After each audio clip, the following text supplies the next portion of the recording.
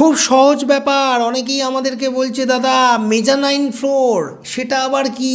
Mezzanine এই কথাটা actually মেজানিনো Italian শব্দ থেকে আসে, এবং যেটার অর্থ ছিল মিডিল, অর্থাৎ না তো গ্রাউন্ড ফ্লোর না তো ফার্স্ট ফ্লোর, অর্থাৎ একতলা দুতলার মাঝামাঝি এমন একটা ফ্লোর যেটাকে আমরা মেজানাইন ফ্লোর বলেছি। সাধারণত দেখবেন সিঁড়ি থেকে বাইরে বেরিয়ে আপনি একটা ছোট্ট পড়ার ঘর বানাতে চাইছেন, বিশেষ করে ঠাকুর ঘর বানানোর ক্ষেত্রে এটা ব্যবহার করা হয়। কারণ আমরা অনেক সময় বলি দাদা বাতের ব্যথাটা বড্ড বেড়েছে, তিনতলার উপরে ওই মামটি রুম যেটাকে বলেন ওইখানে তো ঠাকুর রাখলে অত দূরে কে উঠবে। আবার অনেকে বলে নিচে ঠাকুর রাখবো, তার উপরে শোবার ঘর করবো, ঠাকুরের মাথার উপর তো পা পড়ে যাবে, এটা তো অন্যায় হয়ে যাবে। তাহলে এমন একটা জায়গায় করুন যেটাকে আর কোনো দিনও ইউজ করা যাবে না, সিঁড়ি দিয়ে সাইডে অ্যাক্সেস ঝুলন্ত, আপনি ওই মেজানাইন ফ্লোর করে দিন।